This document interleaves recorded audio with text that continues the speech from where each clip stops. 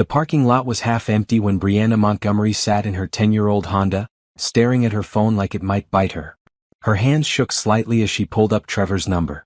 The afternoon sun beat down through the windshield, making the interior uncomfortably hot, but she barely noticed. Her mind was too busy rehearsing what she was about to do. She pressed call. Yeah. Trevor's voice came through, distracted, with noise in the background. Hey honey, are you busy? Brianna kept her voice light, normal. Kind of.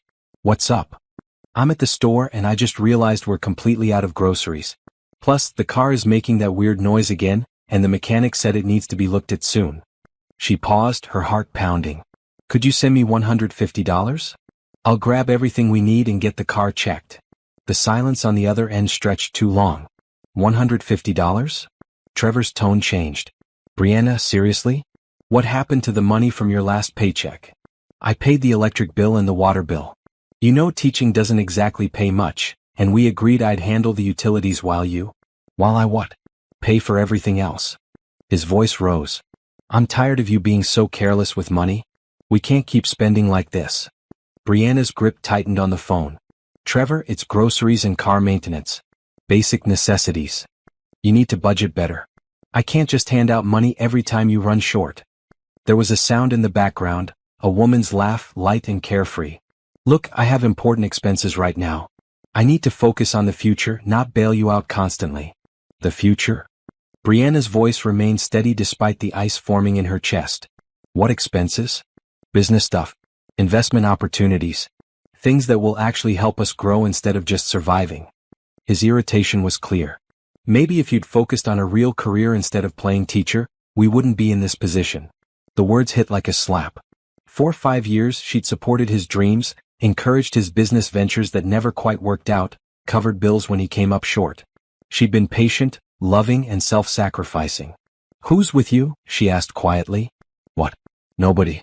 Just people from work. I have to go, Brianna. We'll talk about this later. And maybe start looking at our spending habits because this can't continue. He hung up. Brianna sat motionless, phone still pressed to her ear even though the line was dead. Around her, people walked past with shopping carts, living their normal lives, unaware that hers was cracking apart. The woman's laugh echoed in her memory. People from work. Trevor worked from home as a consultant. He rarely went into any office. She lowered the phone and stared straight ahead at the grocery store entrance. A mother guided her daughter through the automatic doors. An elderly couple walked out holding hands. Normal people doing normal things. If only they knew what was really happening. Brianna reached into her purse and pulled out a different phone, one Trevor didn't know about. She opened her banking app and looked at the balance. $2,347,892,438.52. $2,347,892,438.52. She could buy this entire grocery store chain if she wanted. She could buy 100 cars. She could solve their every financial problem with a single transaction. But Trevor had just refused to send her $150 for groceries. More importantly, he'd done it with cruelty and contempt. 6 months ago, everything had changed when her Uncle Bernard's lawyer contacted her. Uncle Bernard, her father's brother who'd moved to Silicon Valley in the 90s and whom she'd only met a handful of times, had passed away. He'd never married, never had children, and in his will, he'd left everything to Brianna, his only niece who'd once sent him a heartfelt letter thanking him for a birthday card he'd sent when she was 12. That everything turned out to be a tech company worth billions. Montgomery Data Systems had created revolutionary encryption software that virtually every major corporation now used. The lawyers explained that Uncle Bernard had wanted family to carry on his legacy, and Brianna was it. She'd been in shock for weeks. Then came the decision, tell Trevor or wait. Something made her pause. Maybe it was the way he'd been acting lately, distant, secretive, always on his phone. Maybe it was intuition. Maybe it was divine intervention. Whatever it was, she decided to keep it secret for a while, maintaining her teaching job while secretly managing her inheritance through trusted advisors. She'd planned to reveal everything on their anniversary next month. She'd imagined his face, his joy, his pride in her. She'd pictured them planning their future together with unlimited possibilities. But today she decided to test him first. One simple test. Ask for $150 and see what happened. He'd failed spectacularly. Brianna put both phones away and started her car. She didn't need groceries from this store. She didn't need Trevor to send her money. What she needed was the truth about who her husband really was. And she knew exactly how to find it. As she drove away from the parking lot, her face was calm but her mind was racing. The woman's laugh played on repeat in her memory. The contempt in Trevor's voice. The way he dismissed her career, her contributions, her worth. 5 years of marriage and it had come to this moment. A $150 test that revealed everything. Her phone buzzed. A text from Trevor, "Sorry if I was harsh. Stressed about work. Love you." Brianna read it without emotion. Stressed about work. Right. She didn't respond. Instead, she made a call to someone else entirely. Patricia Cole Investigations, a professional voice answered. "Hello, Miss Cole. My name is Brianna Montgomery, and I need to hire you for a private matter. Money is no object. When can we meet?" Patricia Cole's office was downtown in a building that looked deliberately ordinary. Brianna had chosen her after extensive research. Patricia was the best investigator in the city, discreet and thorough. When Brianna walked in the next morning before school, Patricia was already waiting with coffee and a notepad. "Mrs. Montgomery," Patricia stood, shaking her hand firmly. She was a woman in her 50s with sharp eyes that seemed to take in everything. "Please sit. You mentioned this was urgent." Brianna sat down and folded her hands in her lap. "I need you to investigate my husband, Trevor Montgomery. I believe he's having an affair." Patricia nodded, writing. "What makes you suspicious?" "He comes home late. He's secretive with his phone. He's emotionally distant. Yesterday, he refused to send me money for groceries but I heard a woman laughing in the background." Brianna's voice remained steady. "He said he was with work people but he works from home. The pieces don't fit." "How long have you been married?" 5 years. "We met when I was in my last year of graduate school for education. He was charming, ambitious, supportive. At least, I thought he was supportive." Brianna looked out the window at the city below. "For the first few years things were good. Then gradually he changed. Or maybe I just started seeing clearly." Patricia watched her carefully. "Mrs. Montgomery, I have to ask some standard questions. Are you prepared for what we might find? Sometimes investigations reveal difficult truths." "I'm prepared," Brianna said. "I need to know the truth whatever it is." "Understood. Now my fee is—" "Money isn't a concern," Brianna interrupted gently. "I need speed and discretion more than anything. Whatever you charge, double it and give me results fast." Patricia's eyebrows rose slightly. "All right. I'll need some information. Trevor's full name, where he works, his usual schedule, phone number if you have it." Brianna provided everything, watching Patricia take efficient notes. As she talked, she thought about how she'd gotten here. How 6 months ago she'd been a simple teacher worried about paying bills, and now she was sitting in a private investigator's office with billions in the bank. Uncle Bernard had been a mystery to her growing up. Her father's older brother who'd gone to California in search of fortune and found it. He'd send birthday cards with checks for $20, Christmas cards with $50. Small amounts that meant a lot to her family. When she was 12, she'd written him a thank you letter, telling him about her dream to become a teacher and help kids learn. He'd written back, a rare occurrence, saying he admired her goals and knew she'd do great things. That was the last direct communication they'd had until his lawyer called. "Ms. Montgomery, I'm Roger Hartwell, executor of Bernard Montgomery's estate. I'm calling to inform you that you've been named sole beneficiary of his will." She'd thought it might be a few $1,000s, maybe enough to pay off some student loans. Then the lawyer had asked her to sit down and explained about Montgomery Data Systems, the valuation, the assets, the properties. She'd actually laughed at first, thinking it was a scam. But it wasn't. Every document checked out. Every verification confirmed it. Bernard Montgomery, the uncle she barely knew, had left her a fortune beyond imagination. The lawyers had asked what she wanted to do. The company practically ran itself with an excellent executive team. She could remain a silent owner or get involved or sell it entirely. She decided to stay involved, taking virtual meetings, learning the business, making strategic decisions. Her teaching background actually helped. She was good at understanding complex systems and breaking them down. But she told no one. Not Trevor. Not her friends. Not even her mother, though that was partly because Mom would have told everyone in town within hours. She'd wanted time to process it, to plan, to figure out how this changed her life. And she'd wanted to see if Trevor loved her for her, or for what she could provide. Now she had her answer. "Mrs. Montgomery?" Patricia's voice broke through her thoughts. "Is there anything else you can tell me that might help?" Brianna focused back on the present. "He's been spending more than usual. I'm not sure where the money is coming from. His consulting business has been slow, or so he says. But he bought new clothes recently, expensive ones. He's been getting his hair cut at a fancy place downtown. Little things that don't add up. Do you have access to his accounts? Joint checking and savings, yes. But I suspect he might have others I don't know about. Patricia nodded. I'll look into it. Give me 3 days. I'll have preliminary information for you by Friday. 3 days, Brianna repeated. In 3 days she'd know the truth about her marriage. 3 days to confirm what her gut already told her. She stood and shook Patricia's hand again. Thank you. I'll wait for your call. As Brianna left the office and headed to school, she felt strange. Part of her was heartbroken, but another part was cold and clear. She'd built a life with Trevor based on what she thought was love and partnership. If that was a lie, then she needed to know. And if it was a lie, she had the resources to walk away without looking back. Her phone buzzed with a text from Trevor. What do you want for dinner? I'll cook tonight. She almost laughed. Now he was being considerate? After yesterday's cruelty? She texted back. Whatever you want is fine. I'll be home by 6. She taught her classes that day with her usual energy, helping students understand fractions and encouraging a shy boy who finally raised his hand to answer a question. Teaching grounded her. These kids didn't care if she was rich or poor. They just needed someone to believe in them.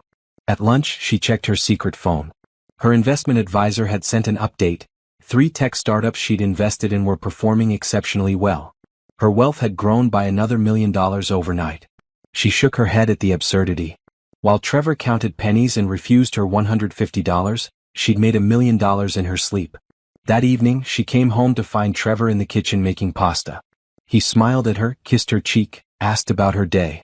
He was performing, she realized. Trying to make up for yesterday without actually apologizing or acknowledging what he'd done. How was your day? She asked, setting her bag down. Good, productive. Had some client calls. He stirred the sauce. Listen, about yesterday I was stressed. Work has been intense. It's fine, she said, because what else could she say right now? She wasn't ready to confront him yet. Not until she had all the facts. They ate dinner making small talk. Trevor's phone buzzed several times. Each time he glanced at it quickly, then ignored it. She watched him carefully, seeing the signs she'd missed before. The way his eyes darted to the phone. The slight tension in his shoulders. The fake relaxation in his smile. I'm going to take a bath, she said after dinner, standing up. Long day. Sure, babe. I'll clean up here. In the bathroom, she ran the water and sat on the edge of the tub, thinking. 2 more days until Patricia called. 2 more days of pretending everything was normal. She could do this. She'd spent 6 months keeping $1 billion secret. She could manage 2 more days. Her reflection stared back at her from the mirror. She looked the same face, same hair, same person. But inside, everything had shifted. The Brianna who'd asked Trevor for $150 expecting his support was gone. In her place was someone harder, clearer, someone who finally saw the truth. And that truth was going to set her free. Friday afternoon, Brianna left school and drove straight to Patricia's office. 3 days had felt like 3 years. She'd maintained her normal routine, teaching, cooking dinner, smiling at Trevor, while inside she'd been counting hours. Now, sitting across from Patricia again, she braced herself. Patricia slid a thick folder across the desk. I'm sorry, Mrs. Montgomery. Your instincts were correct. Brianna opened the folder. The first photo showed Trevor and a woman she didn't recognize standing close together outside a restaurant. The woman was tall, blonde, dressed in an expensive suit. They were holding hands. Her name is Vanessa Chin, Patricia said. She's a real estate agent with Prestige Properties. Age 32, divorced, no children. They met 8 months ago when Trevor attended an open house in the Riverside district. 8 months. Brianna kept her face neutral as she flipped through more photos. Trevor and Vanessa at dinner. Walking through a park. Entering an apartment building together. The images were clear, undeniable. This is an apartment Trevor has been renting for the past 4 months, Patricia continued, pointing to one photo. He meets Vanessa there at least 3 times a week. They also go out to restaurants, always on the other side of town where you're less likely to have mutual acquaintances. How is he paying for this? Brianna's voice was steady. That's interesting. Patricia pulled out bank statements. Trevor has a separate account you weren't aware of. He's been transferring money from your joint account into this private account in small amounts, $200 here, $300 there, over the past year. Nothing large enough to trigger your attention, but it adds up. He's also taken out a credit card in his name only. The statements show charges at expensive restaurants, jewelry stores, and that apartment rental. Brianna studied the statements. While she'd been carefully budgeting, worried about bills, Trevor had been systematically siphoning off their shared money to fund his affair. The betrayal went deeper than she'd imagined. "There's more," Patricia said quietly. "I intercepted some text messages." She showed Brianna her tablet with screenshots. "Trevor to Vanessa, can't wait to see you tonight. B is working late again. Finally building something real with you." Vanessa to Trevor, "When are you going to tell her? I'm tired of hiding." Trevor to Vanessa, "Soon. I promise. Just need to handle it right. She's emotional and I don't want drama." Brianna read through dozens of messages. Trevor complaining about her. Trevor promising Vanessa they'd be together openly soon. Trevor calling Brianna boring, limited, stuck in a dead-end job. Vanessa sending photos Brianna didn't look at closely. "How much do I owe you?" Brianna asked, closing the folder. "Mrs. Montgomery, considering the speed you needed and the complexity." "Patricia, I'm going to be honest with you about something, because I trust your discretion and I may need your services again." Brianna met her eyes. "6 months ago, I inherited a substantial fortune. My net worth is currently over $2 billion. Trevor doesn't know. I was planning to tell him, but first I wanted to make sure he loved me for me, not for money I might have." Patricia's eyes widened slightly, but she remained professional. "I see. The $150 test was my way of checking. He failed. And now I know why." Brianna stood. "Send me your full bill, including any additional hours you might need for the next phase. I'm going to need documentation for divorce proceedings. I'll want every financial transaction traced, every meeting logged, a complete timeline." "I can do that," Patricia said, standing as well. "May I say something?" "Of course. In my 30 years doing this work, I've seen many betrayed spouses. Most are devastated, angry, or broken. You're none of those things." Patricia looked at her with something like respect. "You're strategic. That's going to serve you well. I've been teaching long enough to know that emotions have their place, but decisions should be based on facts." Brianna picked up the folder. "These are facts. Now I need to act on them appropriately. What's your next step?" "I'm going to see a divorce attorney. Then I'm going to continue my normal life until I'm ready to make my move." Trevor thinks he's in control, planning his exit on his timeline. He's wrong. I control the timeline now.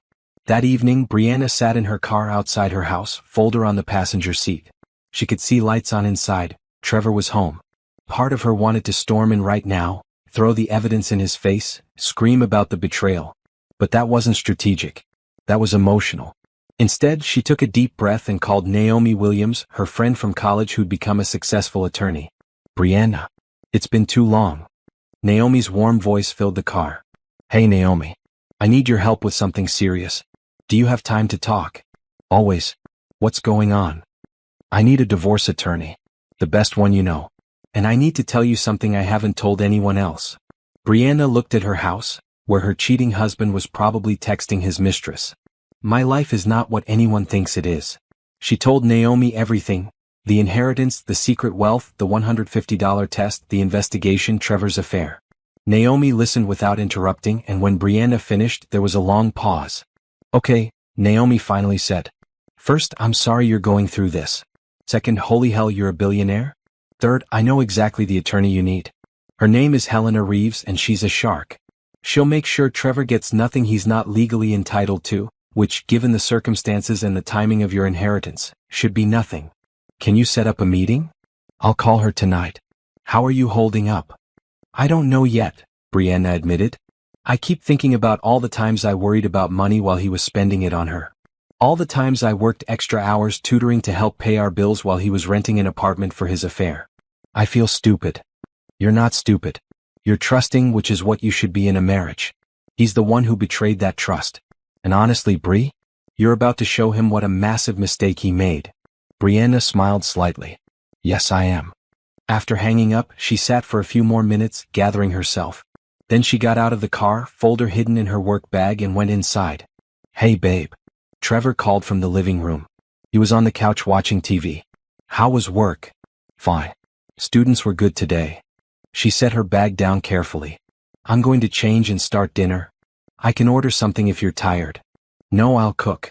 She needed something to do with her hands, something normal and routine while her mind planned the next steps. In the bedroom she changed clothes and looked around. This had been their space, their sanctuary. Now it felt contaminated. Every photo on the dresser, every piece of shared furniture, all of it felt like a lie. She'd been living in a marriage that existed only in her imagination. Her phone buzzed. A text from Naomi: "Helena can see you Monday morning 9 a.m. I'll come with you. And Bree? Make him pay for what he did." Brianna texted back: "Thank you. And don't worry. He will." Over the weekend, Brianna played the perfect wife. She cooked Trevor's favorite meals. She laughed at his jokes. She asked about his work and listened to his lies about client meetings and business opportunities. She watched him lie smoothly, easily, like he'd been practicing. On Sunday evening they sat on the couch watching a movie. Trevor's phone buzzed and he glanced at it, smiling slightly before catching himself. Brianna saw it all. She wondered if Vanessa had sent him something sweet, something romantic. She wondered if they talked about their future together, the one they were planning on the ashes of this marriage. "I love you," Trevor said suddenly, putting his arm around her. "I love you too," Brianna replied, and the words felt like ash in her mouth. She didn't love this man. She'd loved who she thought he was.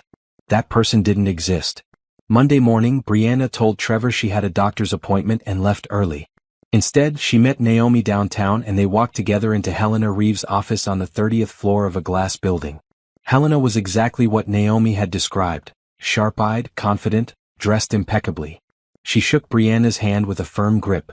"Ms. Williams briefed me on your situation. Let's talk specifics." Helena sat behind her desk, professional and direct.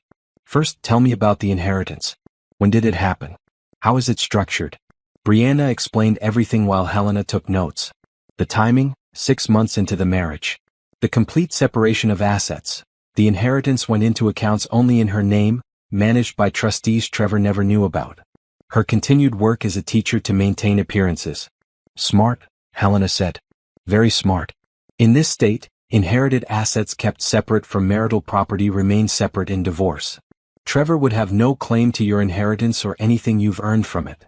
What about the affair? Does that matter legally? It matters for leverage and in the court of public opinion, but this is a no-fault divorce state. However, his financial infidelity, taking marital funds to support an affair, that we can use. Do you have documentation?" Brianna handed over Patricia's folder. Helena went through it methodically, her expression growing colder with each page. "He was systematic about it. Small transfers, hidden accounts, secret expenses. All while you were the primary breadwinner with your teaching salary." Helena looked up. "Mrs. Montgomery, by the time I'm done, Trevor won't know what hit him. Are you ready for this process? It can get ugly." "I'm ready," Brianna said. "I want out, I want it clean, and I want him to understand exactly what he lost." Helena smiled. It wasn't a warm smile. "Then let's get started." The next 2 weeks became a masterclass in deception. Brianna maintained her life perfectly, teaching her students, grading papers, cooking dinners at home with Trevor. She smiled, laughed, played her role. But beneath the surface she was building a fortress. Helena's team worked rapidly, preparing divorce documents and filing them under seal to prevent Trevor from getting advance warning. Patricia continued surveillance, documenting every meeting between Trevor and Vanessa, every lie he told. Brianna's financial advisors restructured her assets to ensure complete separation from anything Trevor might touch. At home, Trevor grew bolder. He came home later, his excuses thinner. One Thursday night, he didn't come home until almost midnight. "Where were you?" Brianna asked from the couch where she'd been reading. "Client dinner ran late. You know how it is, had to close a deal." He kissed the top of her head absently. "You didn't wait up, did you? Just wanted to make sure you were okay." "I'm fine, babe. You worry too much." He headed to the bedroom. "Coming to bed?" "In a bit." She sat in the quiet house after he'd gone, thinking about the photos Patricia had sent earlier. Trevor and Vanessa at an expensive steakhouse, leaning close over wine. Trevor laughing, relaxed, happy. More present with Vanessa than he'd been with Brianna in months. That Saturday something shifted. They were sitting at breakfast when Trevor's phone rang. He glanced at it, silenced it quickly, but not before Brianna saw V on the screen. "Who was that?" she asked casually. "Nobody. Spam call." He set the phone face down. "Trevor, can I ask you something?" He looked up, wary. "Sure. Are we okay? I feel like you've been distant lately." His expression softened into concern. Practiced, perfect concern. Babe, I'm sorry. Work has been crazy stressful. I know I've been distracted. But we're fine. Better than fine. Are you sure? Because if something's wrong, I want to know. I want to fix it. He reached across the table and took her hand. Nothing's wrong. I promise. Actually, I've been working on a surprise for our anniversary. That's part of the stress. Brianna felt cold. Their anniversary was in 3 weeks. What surprise was he planning? Asking for a divorce? Introducing Vanessa as his new partner? You don't have to stress about our anniversary, she said gently. Just being together is enough. You deserve something special. And I'm going to make sure you get it. He squeezed her hand and let go, standing up. I have to run some errands. Want me to grab anything? No, I'm good. After he left, she sat at the table looking at her reflection in the kitchen window. She looked tired. This double life was exhausting. But she was almost ready. Just a bit longer. That afternoon, she had a video call with her company's executive team. They were discussing a major expansion that would triple their market presence. The CEO, a brilliant woman named Janet Rodriguez, presented the numbers.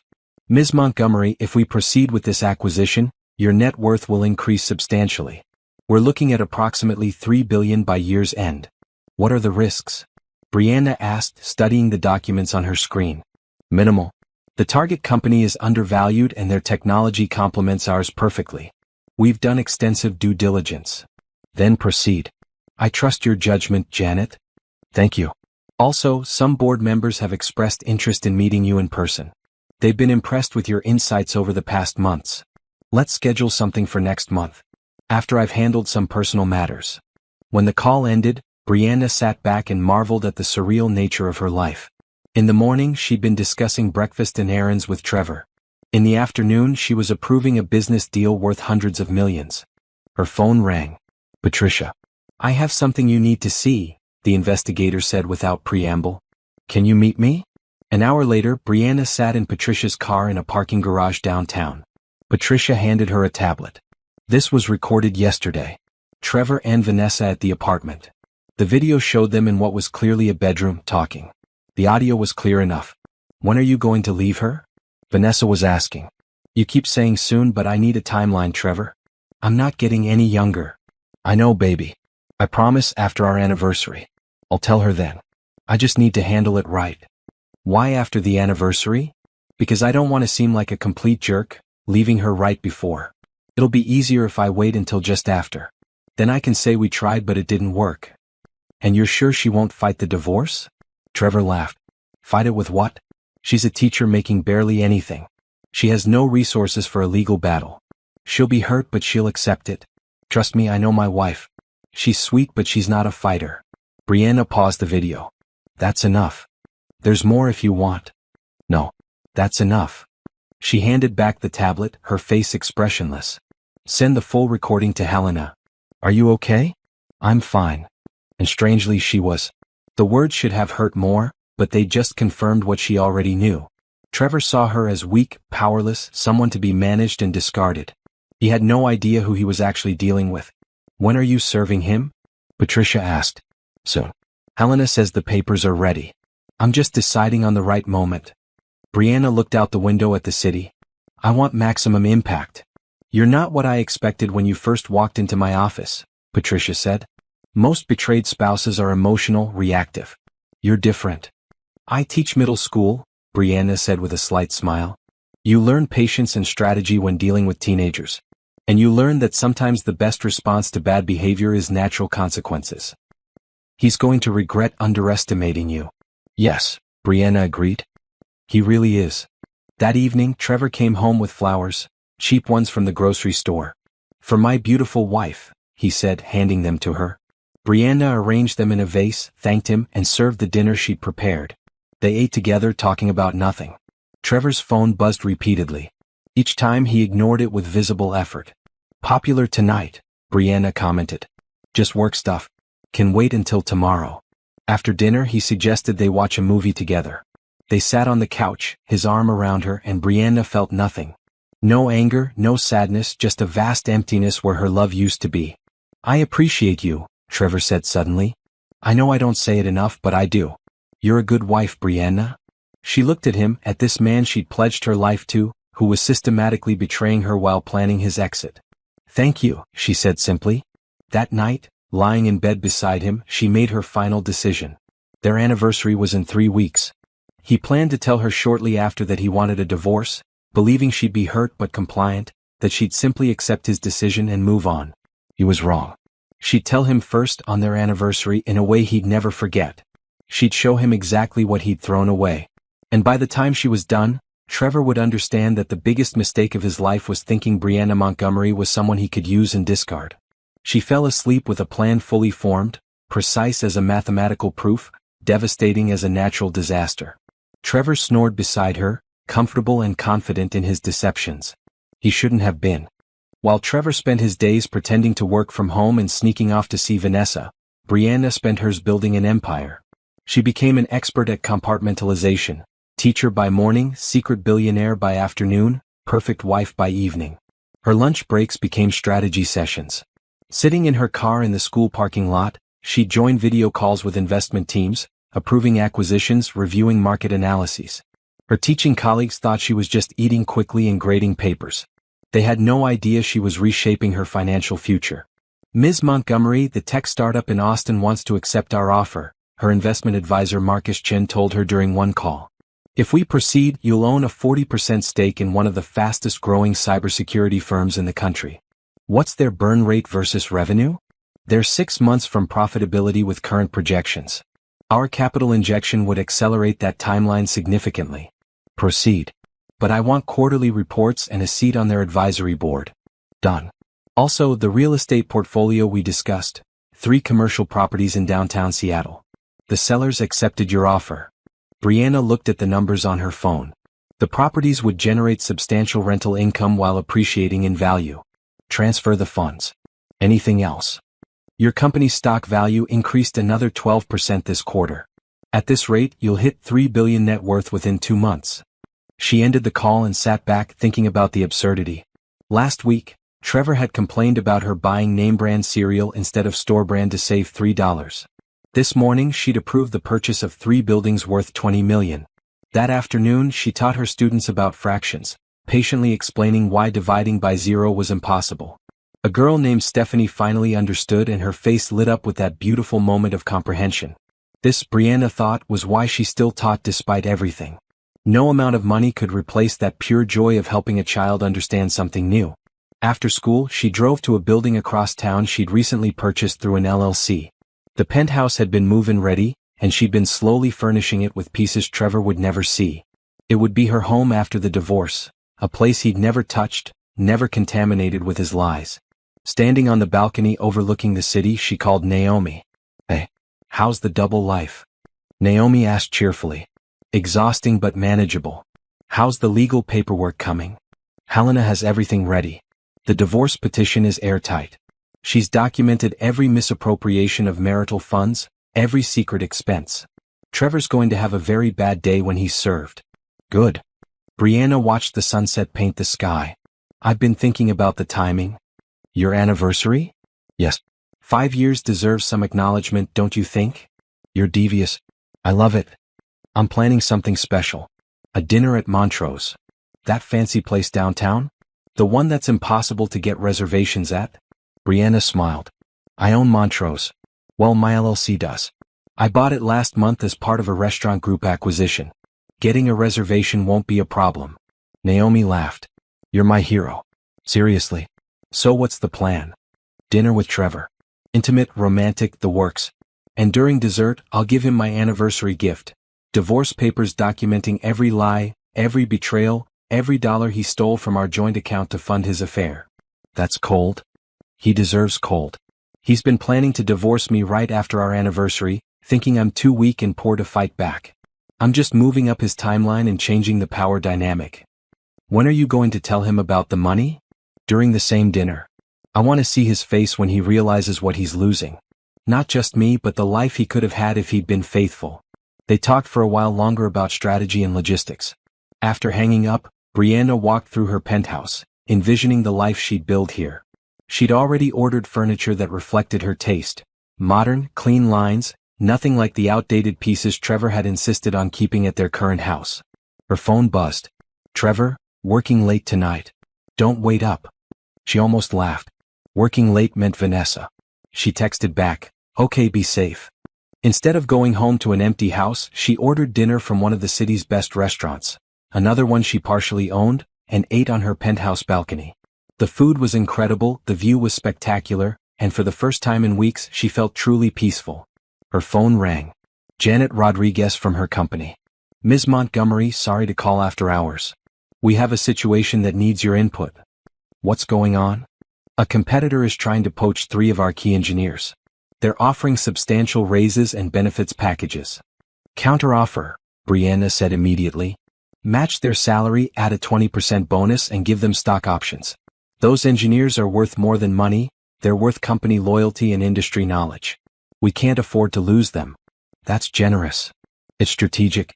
Losing them would cost us more in the long run through lost productivity and training new people. Make the offer tomorrow and let me know their response. After the call, she thought about leadership. 6 months ago, she'd had no business experience beyond balancing a household budget. Now she was making multi-million-dollar decisions with confidence. Turned out teaching had prepared her well. Both required understanding people, identifying problems, and creating solutions. She spent the evening researching another potential investment, a clean energy company that was developing innovative solar technology. By midnight, she'd read through their entire business plan and financial projections. She decided to invest.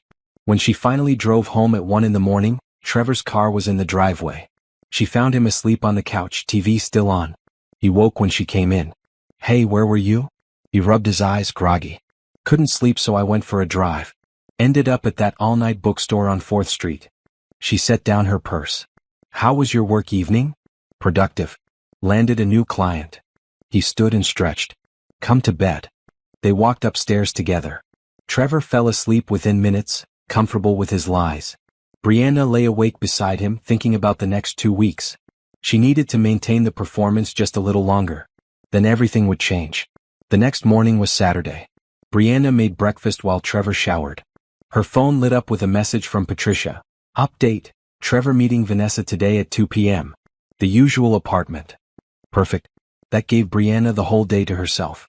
When Trevor came downstairs, she smiled at him.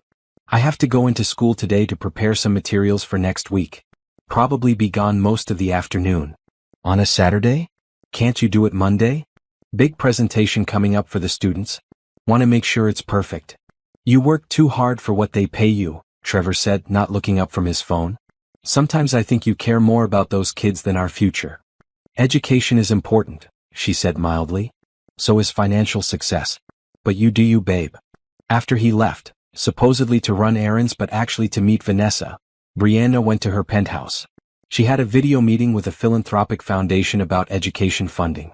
They wanted her input on a major grant program for underprivileged schools.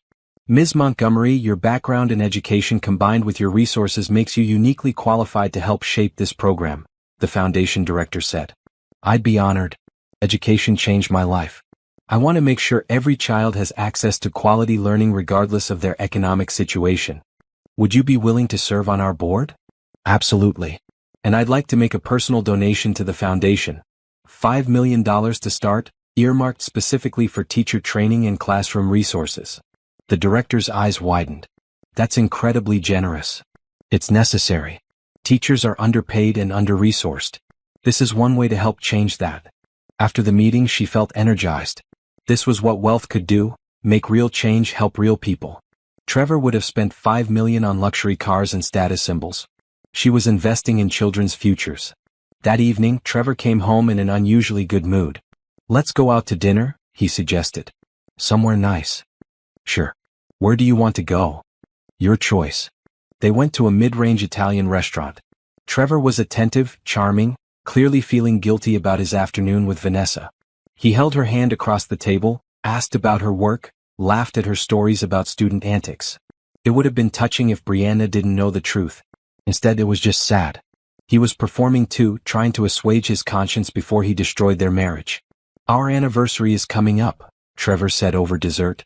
What do you want to do? I'd love to go to Montrose, Brianna said. I know it's expensive, but for 5 years together maybe we could splurge? Trevor hesitated. She could see him calculating whether it was worth spending money on her when he was planning to leave shortly after.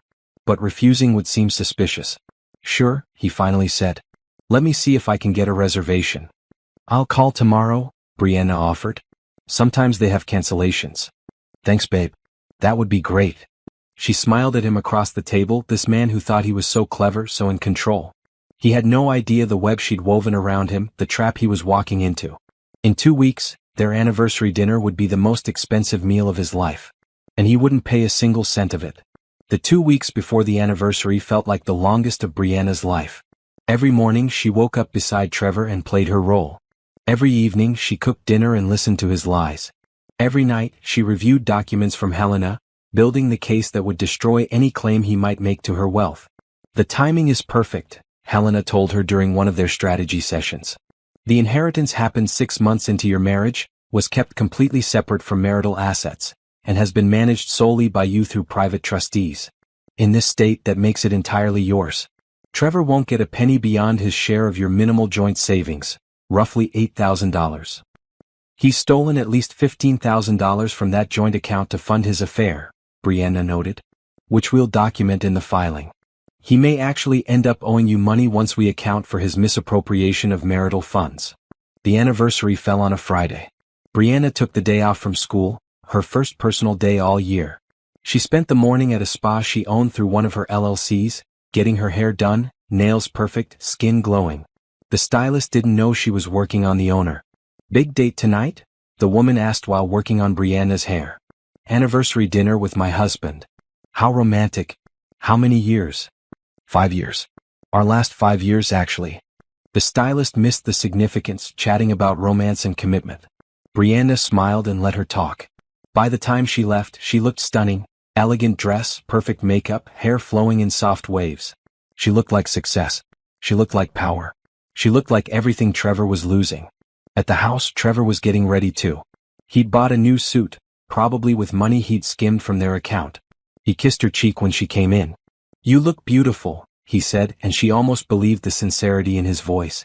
Thank you. So do you. The reservation at Montrose was for 7. They arrived right on time.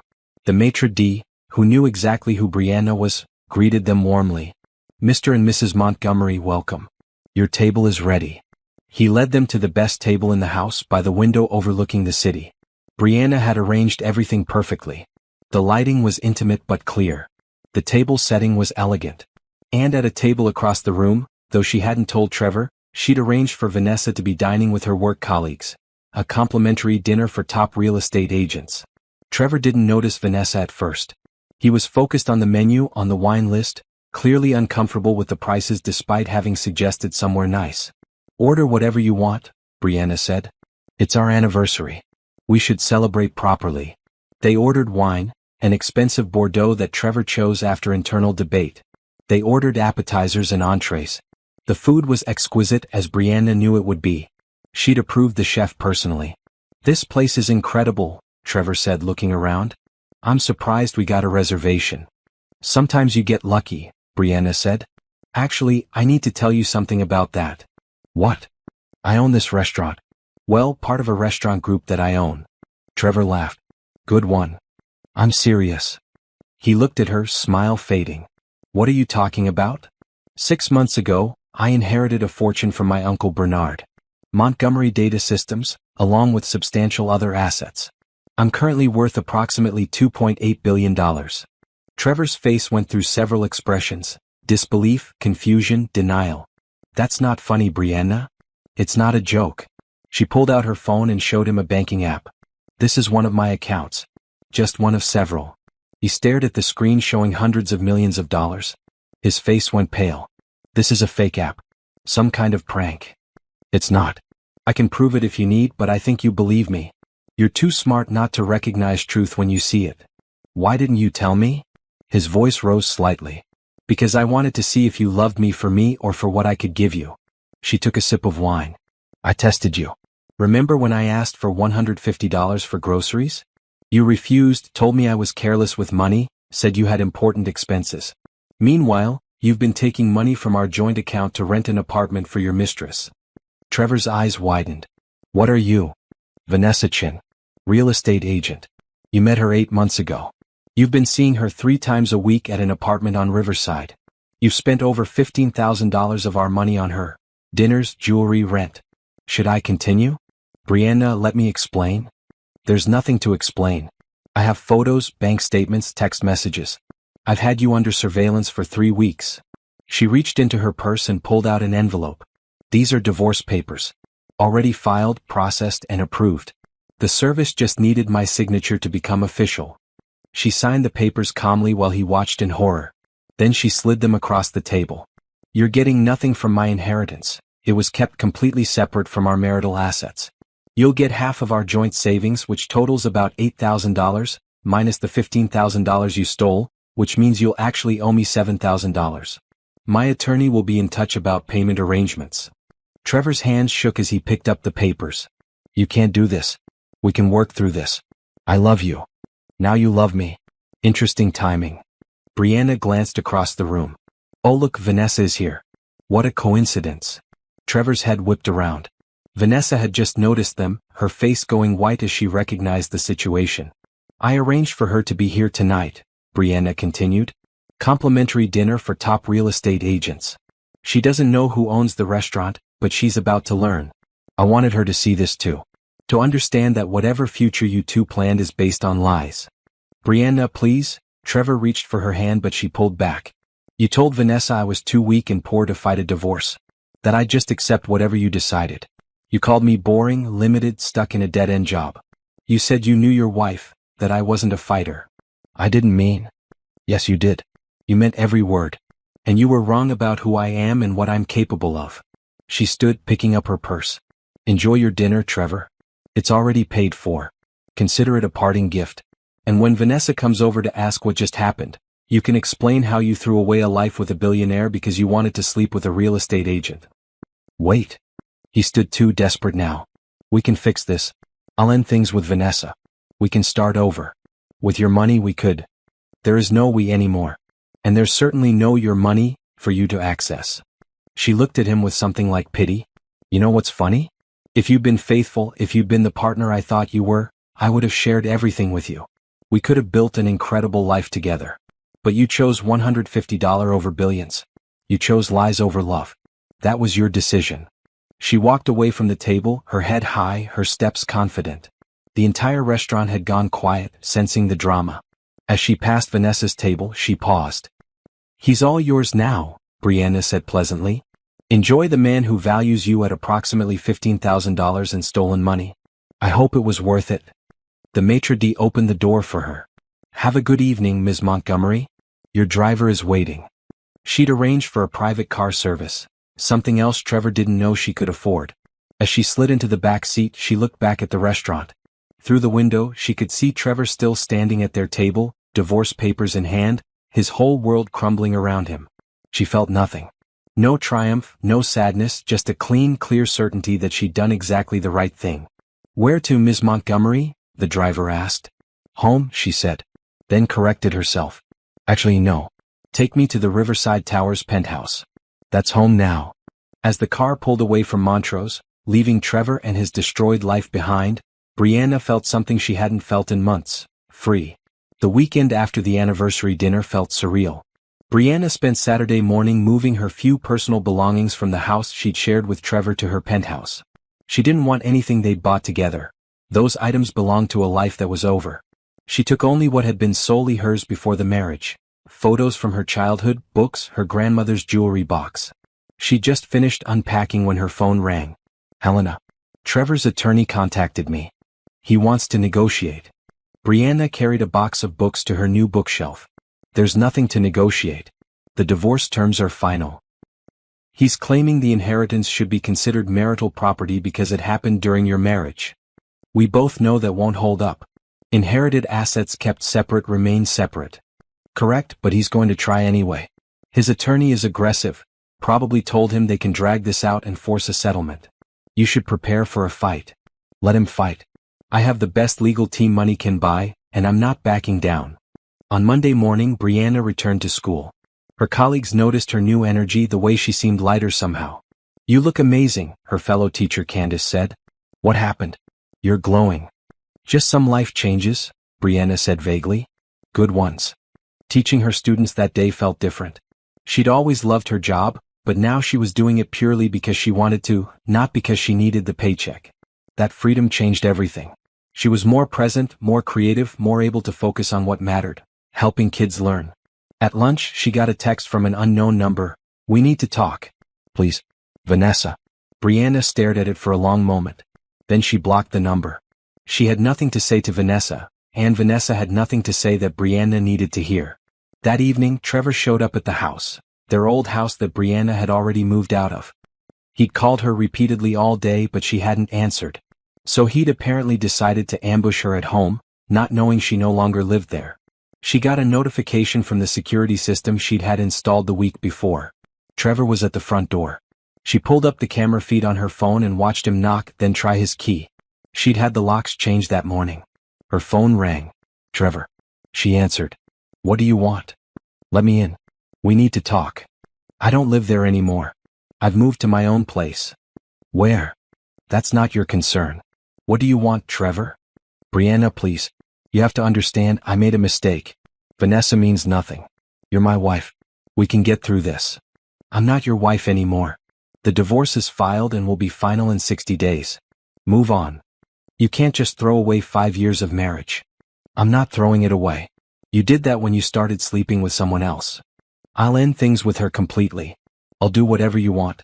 Please just give me another chance. His voice broke. I love you. You love my money, Brianna corrected. The woman you called boring and limited, who you planned to divorce right after our anniversary. You didn't love her. And now that you know she's a billionaire, suddenly you love her again. The math is obvious, Trevor. That's not fair. Fair? You stole $15,000 from our joint account to fund an affair, lied to me for 8 months, and planned to leave me thinking I'd be too poor and weak to fight back. Don't talk to me about fair. I never said you were weak. Yes, you did. To Vanessa. I have the recordings.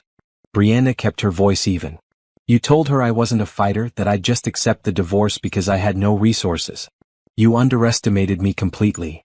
Silence on the other end. That's what I thought, Brianna said. Lose my number, Trevor. My attorney will handle everything else. She hung up before he could respond. On the security camera, she watched him stand at the door for several more minutes before finally leaving. He looked diminished somehow, like he'd physically shrunk. Maybe that's what happened when someone's world collapsed. They became smaller. Over the next week, Trevor's attorney filed motion after motion, trying to delay the divorce, trying to claim rights to her inheritance, trying to paint Brianna as vindictive and Trevor as a victim. Helena's team countered every move effortlessly. He's desperate, Helena said during one of their check-ins. His attorney knows they have no case, but Trevor is pushing for any possible angle. It's actually getting embarrassing. How long will this drag out? Another month at most. The judge won't tolerate frivolous delays. And once all the evidence of his affair and financial misconduct comes out in the filing, Trevor's going to look very bad. Meanwhile, Vanessa had apparently decided that direct contact with Brianna wasn't working, so she tried a different approach. She gave an interview to a local gossip blog, painting herself as a victim who'd been lied to by Trevor. I had no idea he was married at first, Vanessa claimed in the article.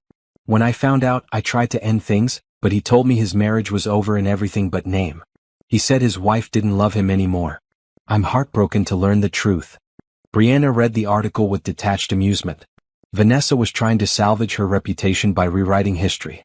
The text messages Patricia had recovered told a very different story. Vanessa had known about Brianna from the beginning and hadn't cared. Naomi called immediately after the article posted. Did you see what she said? I saw. It's fiction. Are you going to respond? Why would I? The truth is documented in the divorce filing, which is public record. Anyone who cares can read it there. Vanessa's lies don't affect me. You're really zen about this whole thing. I'm not zen. I'm just clear about what matters. Vanessa and Trevor wanted each other so badly they were willing to betray me. Now they have each other. That's their consequence to live with, not mine. But Trevor and Vanessa's relationship was apparently not going well. Patricia, who was still monitoring the situation per Brianna's instructions, reported that they'd had a massive fight at the Riverside apartment. Vanessa is furious that Trevor misrepresented his financial situation, Patricia explained. She thought she was getting a man with resources. Instead, she got someone who's about to owe his ex-wife $7,000 and has no real income. The fight got loud enough that neighbors complained. They deserve each other, Brianna said. 2 weeks after the anniversary confrontation, the divorce hearing took place. Brianna sat beside Helena in the courtroom, perfectly composed in a designer suit that cost more than Trevor used to make in a month. Across the room, Trevor sat with his attorney, looking haggard and defeated. The judge reviewed the filings efficiently. Trevor's attorney made a half-hearted argument about the inheritance timing, but the judge shut it down immediately. The inheritance was kept completely separate from marital assets, managed through private trustees, and never commingled with marital funds. It remains Ms. Montgomery's sole property. The judge looked at Trevor over his glasses. Furthermore, I see documented evidence that Mr. Montgomery misappropriated $15,000 in marital funds to support an extramarital affair. Ms. Montgomery is not only entitled to her inheritance, but also to restitution for those stolen funds. Trevor's attorney tried to argue, but the judge had clearly read the entire file and wasn't interested in excuses. The divorce is granted. Mr. Montgomery will pay Ms. Montgomery $7,000 in restitution for misappropriated funds, payable within 90 days. All of Ms. Montgomery's separately held assets remain her sole property. Each party retains their individual assets acquired after the separation. Are there any questions? No, Your Honor, Helena said smoothly. Trevor's attorney reluctantly agreed. Then we're adjourned. The judge banged his gavel. It was over. 5 years of marriage ended in a 15-minute hearing. Brianna stood, shook Helena's hand, and walked out of the courtroom without looking back at Trevor. In the hallway, Helena smiled. Clean, quick, and exactly the outcome we wanted. How do you feel? Free, Brianna said simply. Completely free. As she walked out of the courthouse into the bright afternoon sun, she saw Trevor on the steps, his attorney talking to him urgently. Trevor looked up and their eyes met for just a moment. She saw everything in his face: regret, anger, desperation, loss. She felt nothing but relief. This chapter was closed. Now she could begin the next one. Despite the judge's clear ruling, Trevor wasn't ready to give up. His attorney filed an appeal the following week, claiming procedural errors and asking for a review of the asset distribution. Helena wasn't surprised. Appeals are standard in high-net-worth divorces, she explained to Brianna over coffee. They're hoping you'll get tired of the process and offer a settlement just to make it go away. That's not happening, Brianna said firmly. I know. And the appeal won't succeed. The original ruling was sound, the evidence was overwhelming, and frankly, Trevor has no grounds. But it'll take a few months to wind through the system. Fine. I have time and resources. He has neither. What Trevor did have, apparently, was desperation. Over the next few weeks, he tried everything. He called Brianna's mother, claiming Brianna had changed and turned cold. Her mother called Brianna, confused. Trevor says you inherited money and it's changed you, her mother said. Is that true? I did inherit money from Uncle Bernard. And it didn't change me, it revealed Trevor's true character. He was having an affair, Mom. For 8 months. He was planning to divorce me right after our anniversary because he thought I was too poor to fight back. Her mother gasped. No, Trevor wouldn't. He did. I have proof. Photos, messages, financial records. He was stealing money from our joint account to pay for his mistress. The silence on the other end was heavy. Finally, her mother said quietly, I'm so sorry, baby. I had no idea. No one did. He was very good at hiding it. Are you okay? I'm better than okay, Mom. I'm starting over, and this time I'm doing it on my terms.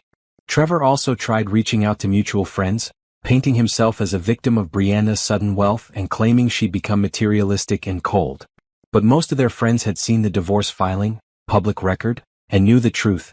The ones who believed Trevor weren't really friends Brianna wanted to keep anyway.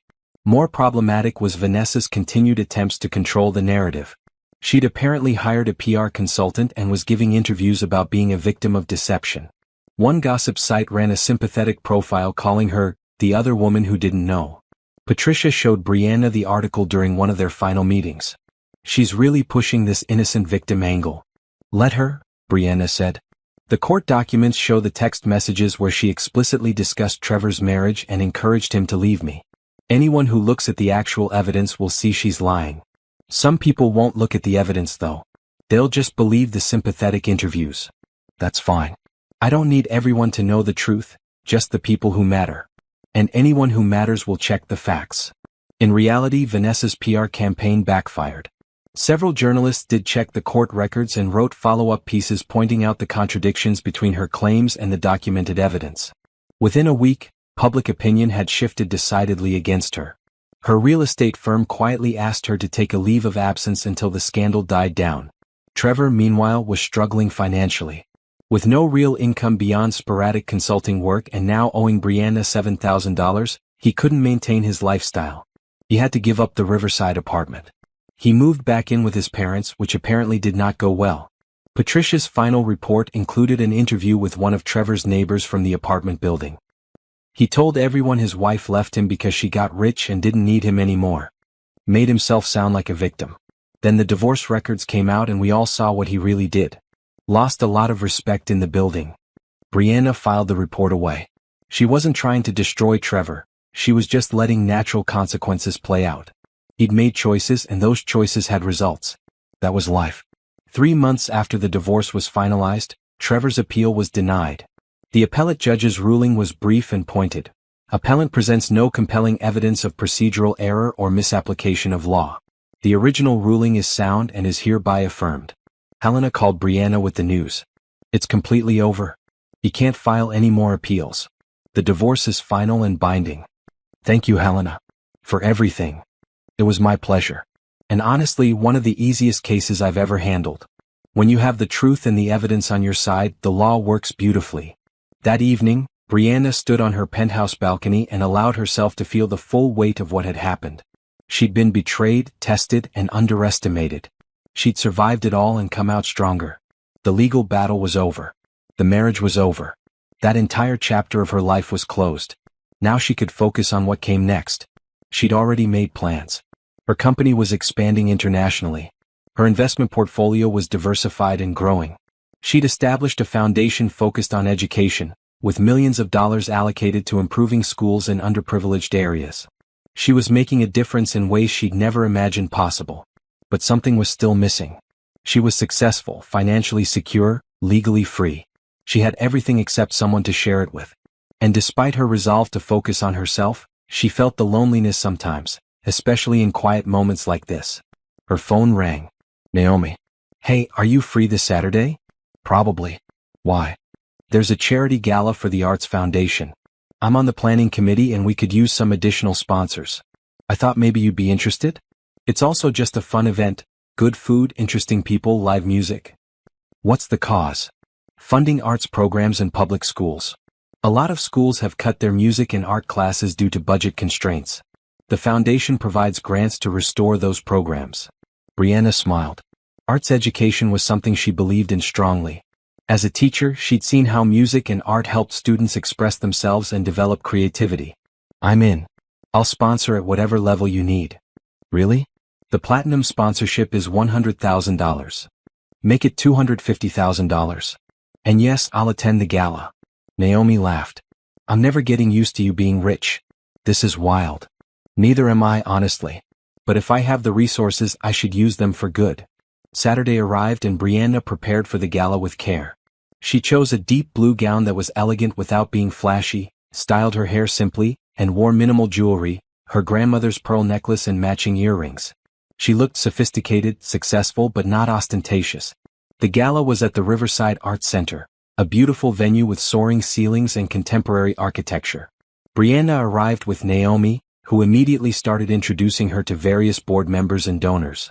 This is Brianna Montgomery, our platinum sponsor for tonight, Naomi said, her pride evident. People were impressed, curious, polite. They asked about her background, her interest in arts education, her company. Brianna answered honestly but briefly, more interested in listening to others talk about the foundation's work. She was standing near a sculpture display, taking a moment alone, when someone spoke beside her. Beautiful piece, isn't it? She turned to find a man about her age, maybe slightly older, studying the sculpture. He was tall, had kind eyes, and wore a well-fitted suit with an ease that suggested he was comfortable but not defined by formal events. It is, Brianna agreed. The use of negative space is really clever. It makes you think about what's not there as much as what is.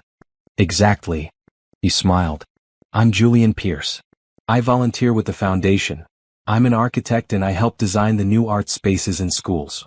Brianna Montgomery. I'm a sponsor and a teacher, so this cause matters to me personally. A teacher? That's wonderful. What grade? Middle school. Math primarily, but I teach some integrated STEM classes too. They talked easily about education, about architecture, about the intersection of art and learning. Julian was genuinely passionate about his volunteer work, describing how proper space design could enhance student creativity and engagement. He spoke about learning through environment and democratizing beauty in ways that resonated with Brianna's own teaching philosophy. Too often, art spaces in underprivileged schools are afterthoughts, Julian said. Cramped classrooms with bad lighting and no acoustic consideration for music programs. Kids deserve better. Beautiful spaces that inspire them. I completely agree. And it's not just about aesthetics, it's about sending a message that their education matters, that they matter. Exactly. He looked at her with real appreciation. You get it? A lot of people see arts education as frivolous, but it's fundamental to human development. They talked through most of the evening, only interrupted when Naomi found Brianna to introduce her to the foundation director. Julian politely excused himself but mentioned he hoped they could talk more later. Who was that? Naomi asked, eyeing Julian as he walked away. Julian Pierce. He's an architect who volunteers with the foundation. And he's completely into you. Did you see how he looked at you? Naomi. I'm just saying it's nice to see you talking to someone. You've been so focused on the divorce and your business, you deserve to have some fun too. Later, as the evening was winding down, Julian found her again.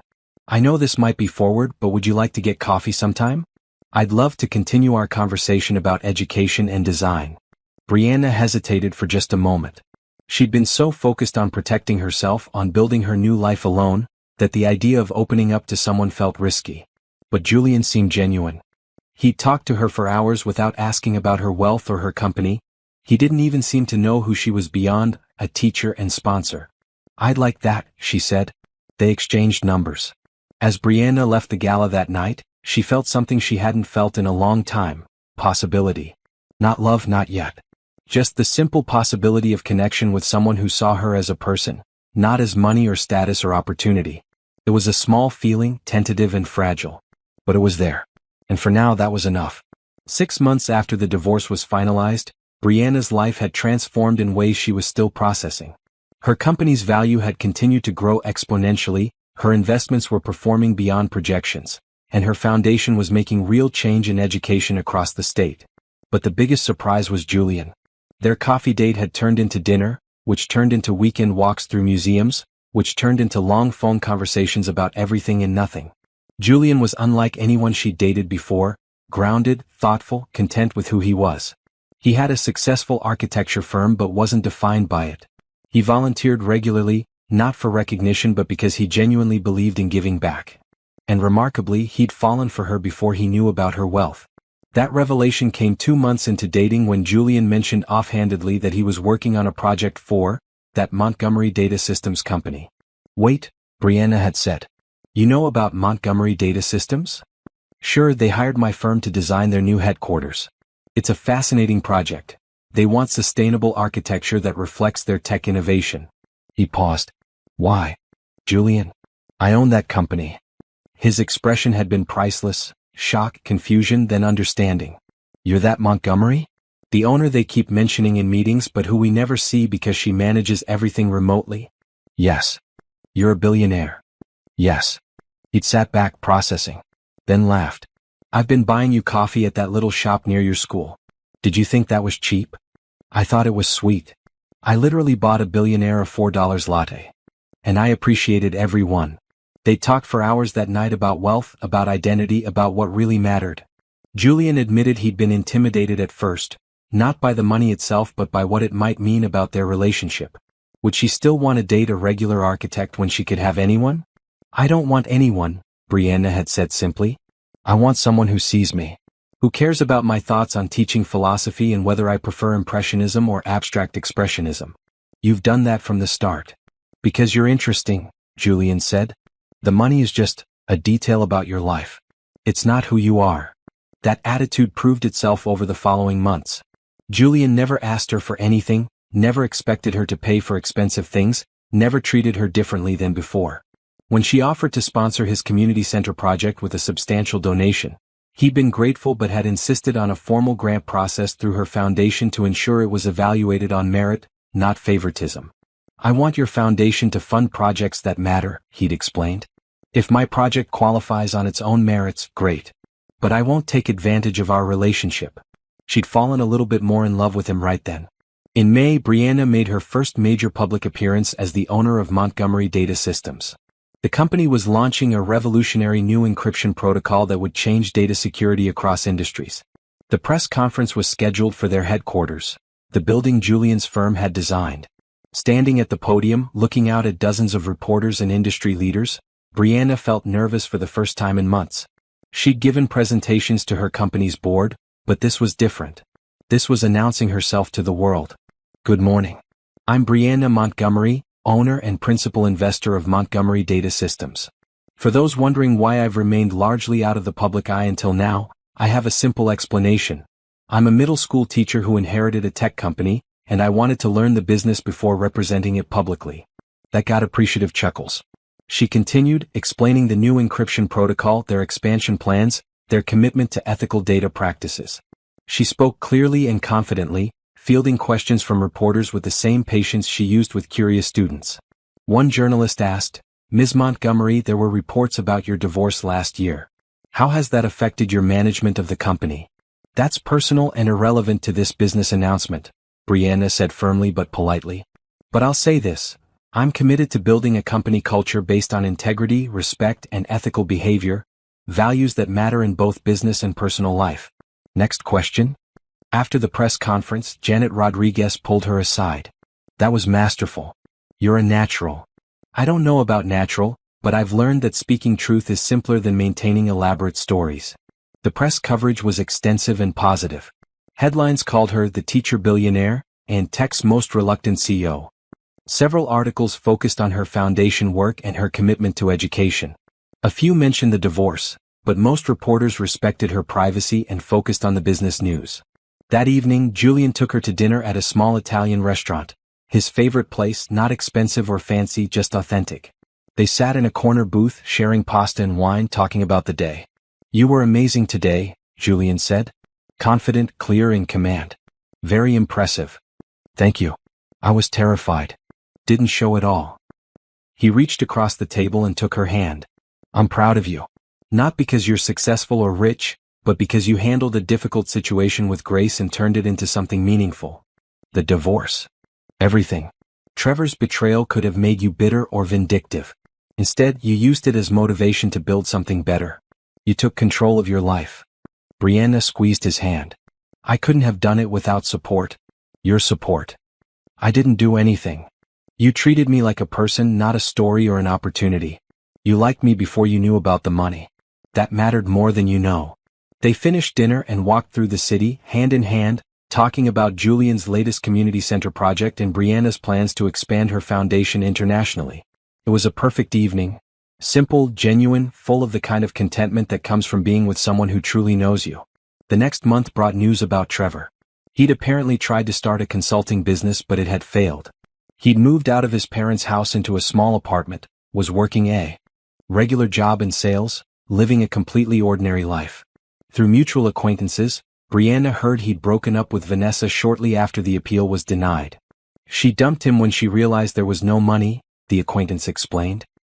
He thought they'd build a life together, but she'd only been interested in what he could provide. Ironic, right?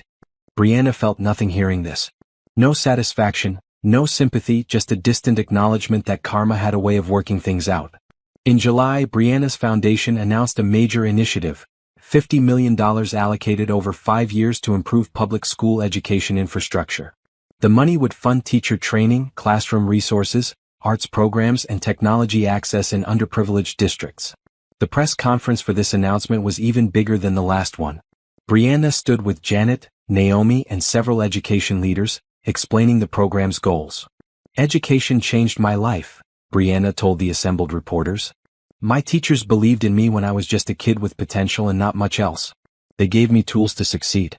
This foundation is about making sure every child has access to that kind of support, regardless of their economic situation." Every child deserves teachers who are properly trained and fairly compensated, schools that are safe and well-resourced, and programs that help them explore their interests and talents. The initiative received national attention.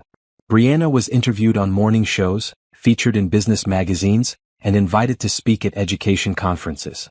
She accepted some opportunities and declined others, always prioritizing her teaching work and her foundation over personal publicity. In September, nearly a year after her divorce was finalized, Brianna stood in her old middle school classroom preparing for a new academic year. She'd considered quitting teaching now that she didn't need the income, but the idea had felt wrong. She loved teaching. She loved her students. Money hadn't changed that. "Ms. Montgomery," one of her former students ran up to her in the hallway. "I saw you on TV. You're famous."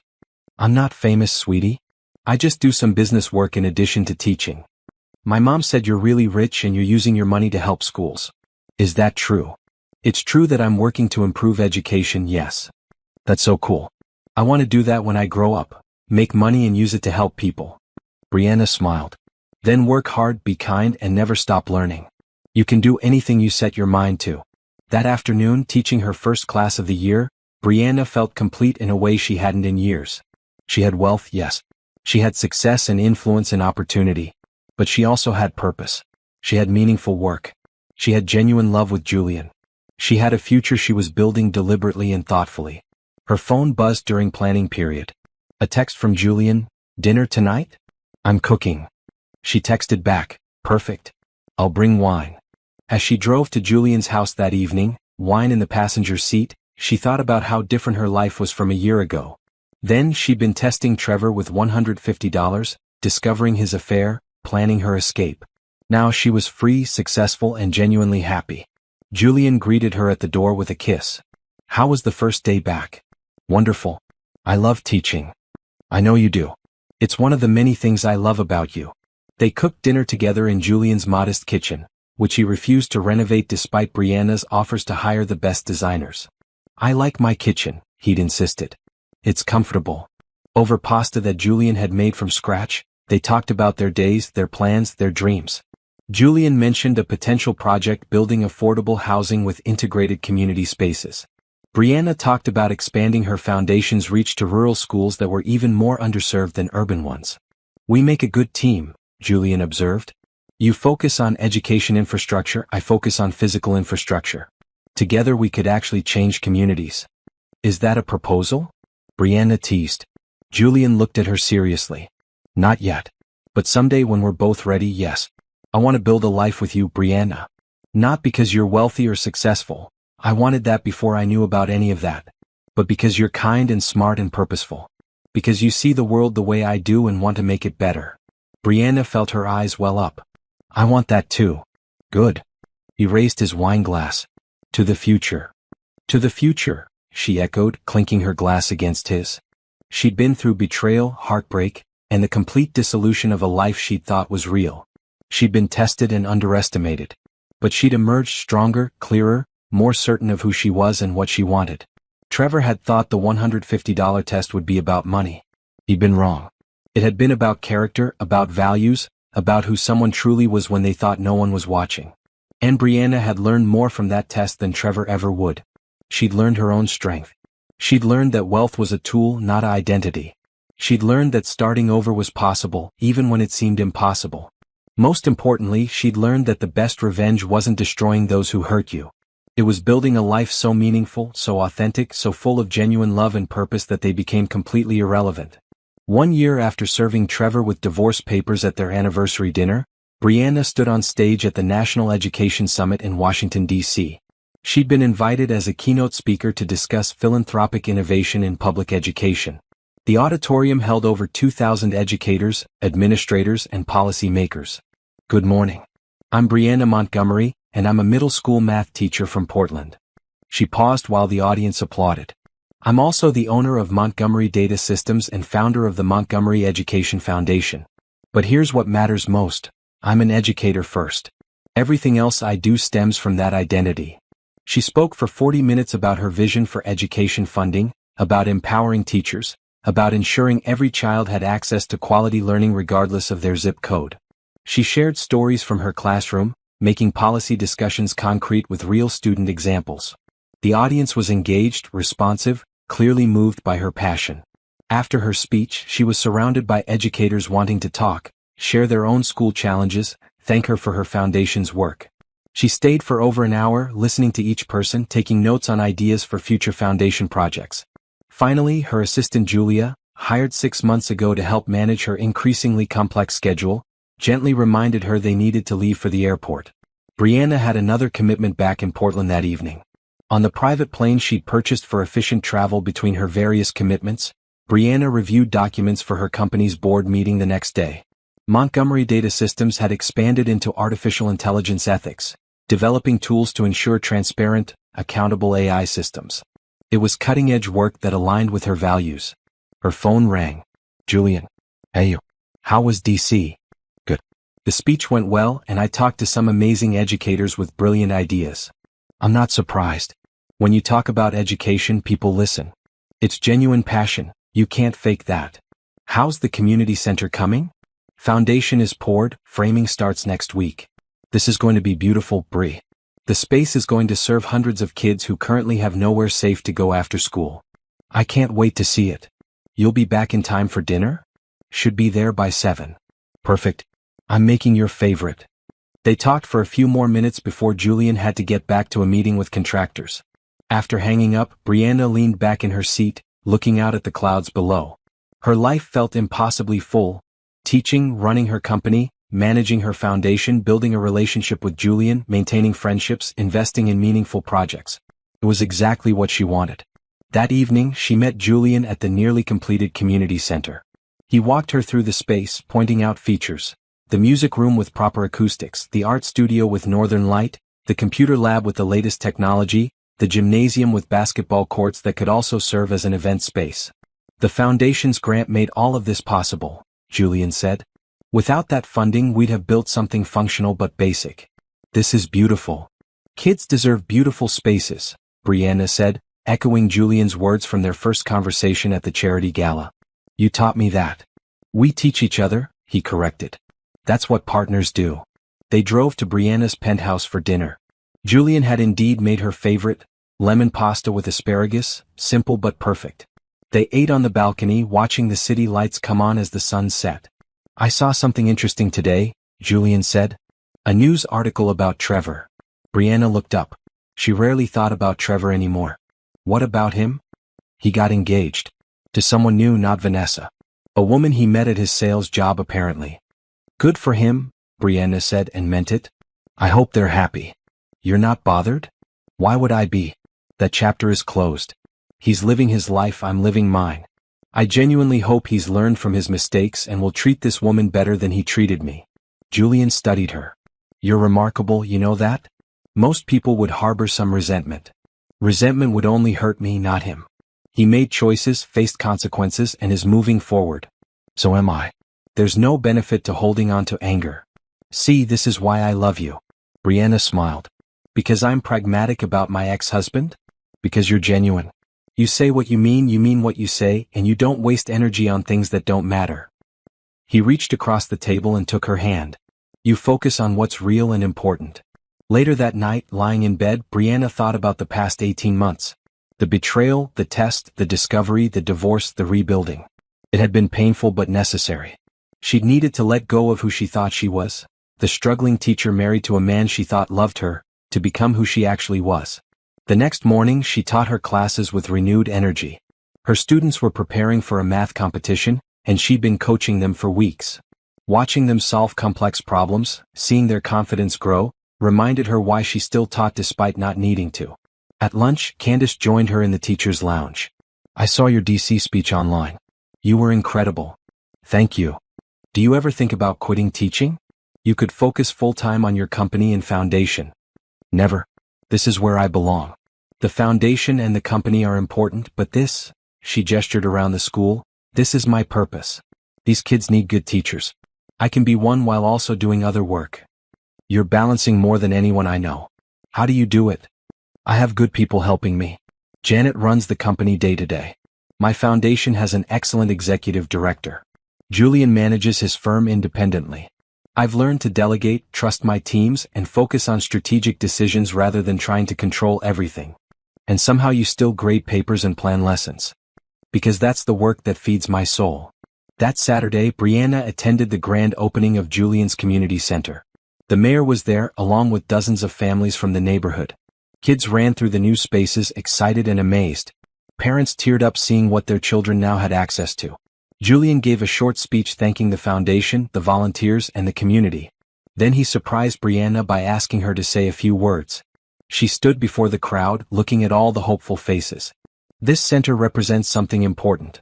The belief that every child deserves opportunity. My foundation provided funds, Julian's firm provided brilliant design, and this community provided heart. Together we've created something meaningful. To the kids who'll use this space, work hard, dream big, support each other. And remember that people believe in you. The applause was warm and genuine. Afterward, kids ran up to Brianna, thanking her, asking questions about the art supplies and the computers. She talked to each one, learning their names, asking about their interests. One girl, maybe 12 years old, looked at her seriously. Are you really a teacher? I am. I teach middle school math. But you're also rich? I have resources, yes. How did that happen? I inherited money from a family member. But you know what I learned? Money only matters if you use it for good things. Otherwise it's just numbers in an account. The girl considered this. I want to be a teacher when I grow up. Then study hard, be patient with people, and never stop learning. Teaching is the best job in the world. As the sun set and the opening celebration wound down, Julian found Brianna sitting on a bench outside the center, watching kids play basketball on the new courts. Tired? He asked, sitting beside her. Happy tired. This was wonderful. It was. And it's just the beginning. We're already planning 2 more centers in other neighborhoods. Brianna looked at him. If you're willing to fund them, my firm is willing to design them. Partners? Always. Julian put his arm around her and they sat in comfortable silence, watching the community enjoy this new resource. Eventually he spoke quietly. I'm going to marry you someday, Brianna Montgomery. I want you to know that. I'm not asking today because I want us to be absolutely sure, but I'm sure. You're the person I want to build a life with. Brianna leaned into him. I'm sure too. Yeah. You love me for who I am, not what I have. You respect my work, my values, my choices. You make me laugh and you make me think. You're patient and kind and good. Why wouldn't I want to marry you? So when I ask, you'll say yes? When you ask, I'll say yes. They sat on that bench outside the community center they'd built together, making plans for their future. No grand declarations, no dramatic gestures, just 2 people who genuinely cared about each other and wanted to build something meaningful together. 1 month later, on a random Tuesday evening, Julian made them dinner at his house. After they'd eaten and cleaned up, he took Brianna's hand and led her to the living room. Remember when we first met? At the Arts Foundation Gala? Of course. I saw you standing by that sculpture and I thought you were the most interesting person in the room. Then we talked and I realized I was right. You were smart and passionate and real. Julian, let me finish. He smiled nervously. I fell in love with you that night. I know that's fast and maybe sounds dramatic, but it's true. Every day since then has confirmed what I felt in that moment. You're the person I want beside me for everything life brings. He pulled out a small box and opened it. The ring inside was simple and beautiful. A single diamond on a platinum band, elegant without being ostentatious. Brianna Montgomery, will you marry me?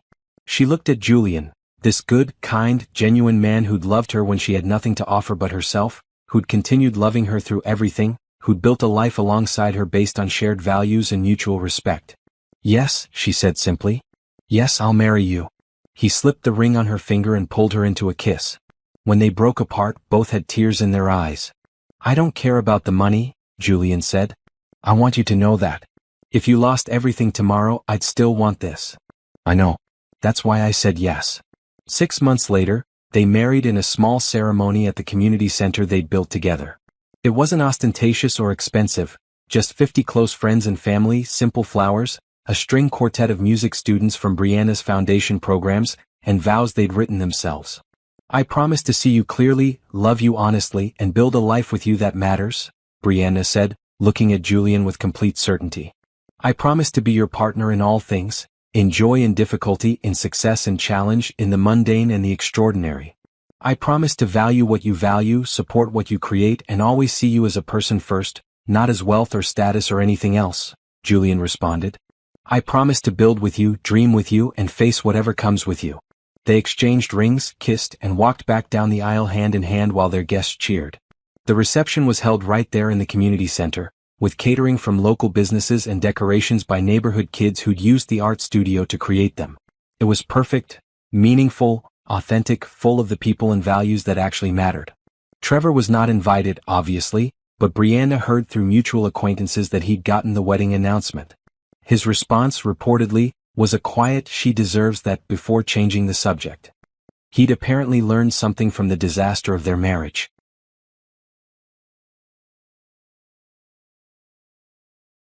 At the reception, Brianna's mother pulled her aside, crying happy tears. "I'm so proud of you, baby.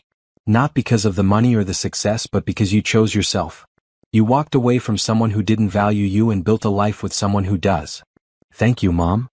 And you're still teaching. After everything, you're still in that classroom. That's who you really are." "It is," Brianna agreed. "Everything else is extra." As the evening wound down, Brianna and Julian stood together on the community center's balcony, looking at the city lights.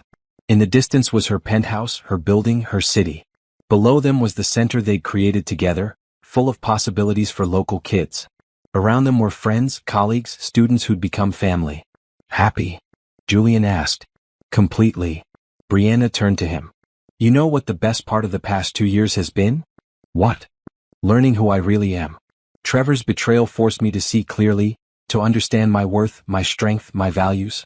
I had to lose everything I thought mattered to find out what actually does matter. Which is purpose, genuine love, meaningful work, making a difference, building a life that reflects what I believe." She looked at her wedding ring, simple and perfect. Trevor thought the $150 test was about money. It wasn't. It was about character. He failed that test in every way. But failing it gave me the chance to pass my own test, to prove to myself that I'm stronger than my worst moment, that I can build something better from broken pieces. "You didn't just build something better," Julian said. "You built something extraordinary." "We built something extraordinary," Brianna corrected. "Together." They kissed as the city sparkled below them, two people who'd found each other at exactly the right time, who'd built a partnership based on shared values and genuine love, who were using their combined resources, emotional, financial, and creative, to make their corner of the world better.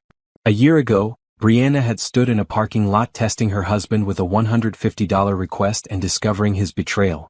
Tonight, she stood on a balcony wearing a wedding ring, surrounded by people who loved her for exactly who she was, knowing she'd built a life of purpose and meaning. Trevor had called her weak, limited, boring. He'd been catastrophically wrong about all of it. She was strong, expansive, fascinating. She was a teacher who'd become a billionaire who'd remained a teacher. She was a woman who'd been betrayed who'd chosen grace over vengeance. She was a person who'd discovered that the best revenge wasn't destroying those who hurt you, it was building a life so authentic and meaningful that they became an irrelevant footnote in your story. As she and Julian rejoined their wedding reception, dancing with friends, celebrating with family, laughing with students who'd become more than just students, Brianna felt complete. Not because she had money or success or even love, though she had all three, but because she'd become exactly who she was meant to be. And that, she realized, was the real happy ending. Not the prince or the palace or the pile of gold. Just knowing herself, choosing wisely, and building a life that mattered. Trevor had given her $150 test thinking it would reveal her weakness. Instead, it had revealed her strength. And that strength had carried her here, to this moment, this life, this future. She wouldn't change a thing. He laughed when he signed the divorce papers, smiling like a man who believed the war was already won. The kind of smile that comes not from peace, but pride, the quiet arrogance of someone who thinks they've outsmarted the system. His name was Robert. For 10 years he'd built a business that rose from a one-bedroom apartment in Detroit to a 6-figure empire in Grand Rapids, all while his wife, Karen, worked 2 jobs, made his coffee, and kept the accounts from overdrafting. But in his version of the story, she was never part of the blueprint, just background noise in a life that was always meant to be his. And now, sitting across from her in a courtroom lined with cold tile and tired eyes, he held a document he thought was his shield, a prenup drafted years ago, ironclad in his mind, designed to leave her with nothing but her maiden name. He clicked the pen, signed his name, and leaned back like a man sealing a deal. But then, Judge Halverson lifted the document to the light, squinted, and said 5 words that landed like thunder in the silence. "This document is not valid." Robert blinked. For the first time that morning, the smile disappeared. The courtroom didn't react, not right away. It was as if time paused to confirm what had just been said, that the paper he believed would protect everything he'd built was little more than a souvenir from a lie. Before we dive deeper, let us know in the comments where you're watching from. We'd love to hear from you, and don't forget to hit that subscribe button so you never miss any of our upcoming videos. They said she'd walk away with crumbs, that she'd lose the house, the car, the business she helped build but was never allowed to own, that she'd start over from scratch at 42 while he married his assistant and drove off in the company SUV. That was the story everyone expected, because that's how these stories usually end. Quietly, coldly, with the woman walking out of court holding nothing but a manila envelope and a phone that no longer rings. But this time, that wasn't how it ended. Karen didn't flinch when Robert smirked from across the courtroom. She didn't respond when he winked as if to say, "You lost."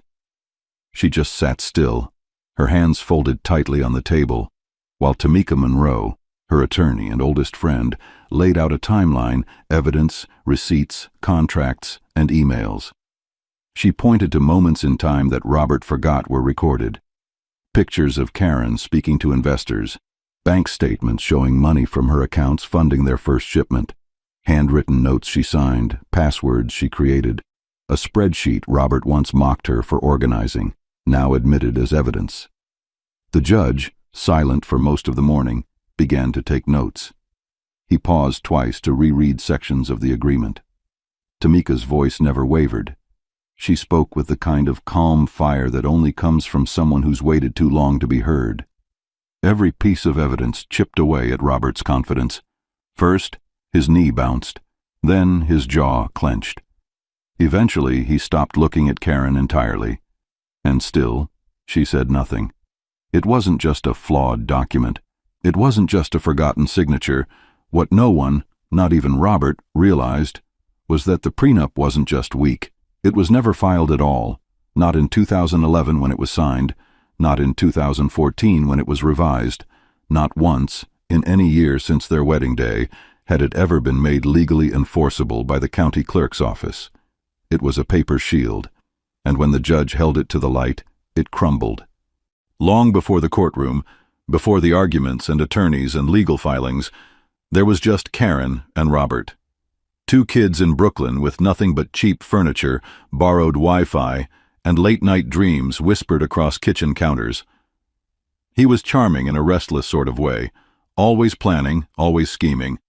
She was grounded, careful with money, deliberate with decisions. They moved into a 1-bedroom walk-up in Crown Heights. No elevator, no air conditioning, just ambition and a second-hand coffee maker that rarely worked. Robert talked about legacy, and Karen listened, even when she was tired, even when the rent was overdue and the fridge was empty. He started the business with a laptop on the floor and a business plan scrawled in the back of a notebook she'd used in college. She typed the proposals. She made the first calls. She stayed up learning the difference between gross profit and net. And while Robert called himself the founder, Karen was the one paying the electric bill so they could keep the lights on.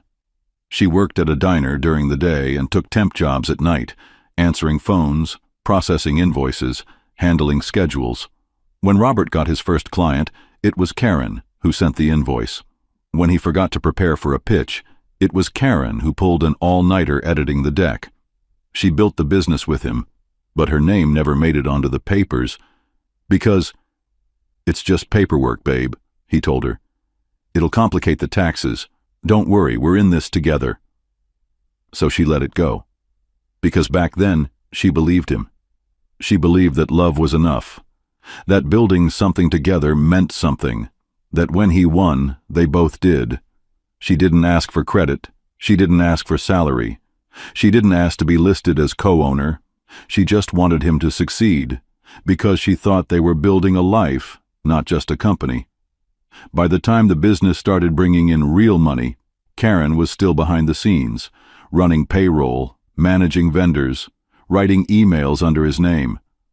She gave up a job offer from a publishing house in Chicago to stay in New York, said no to a graduate program so she could be available for late-night brainstorming sessions and early-morning investor meetings. She believed her time would come, that one day she'd be recognized not just as Robert's wife, but as his partner. But then came the coldness, the dismissiveness, the growing silence. He stopped thanking her, stopped listening.